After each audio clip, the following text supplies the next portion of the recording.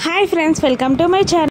కౌశికిని అందంగా రెడీ చేసి మధు, జగదాత్రి ఇద్దరు స్టెప్స్ పై నుంచి తీసుకొచ్చి అక్కడున్న చైర్లో కూర్చోబెడతారు. మరోవైపు రూమ్లో వైజయంతి, నిషి, కాచి ఈ సీమంతాన్ని ఎలాగైనా చెడగొట్టాలని ప్లాన్ చేస్తూ నిషి కాచితో నువ్వు బయటికి వెళ్ళి బయట నుంచి ఇంట్లోకి వస్తున్న ముత్తైదువులు రాకుండా ఎలాగైనా ఆపు అని అనేస్తుంది. దాంతో కాచి బయటికి వెళ్ళి వస్తున్న ముత్తైదువులను చేతులు అడ్డం పెట్టి మరీ ఆపేస్తుంది.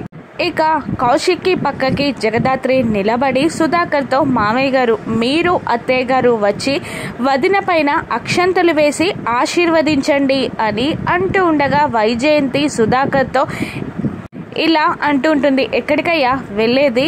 మనిద్దరం వెళ్ళి అక్షంతలేసి ఆశీర్వదిస్తే సీమంతం అయిపోతుందా?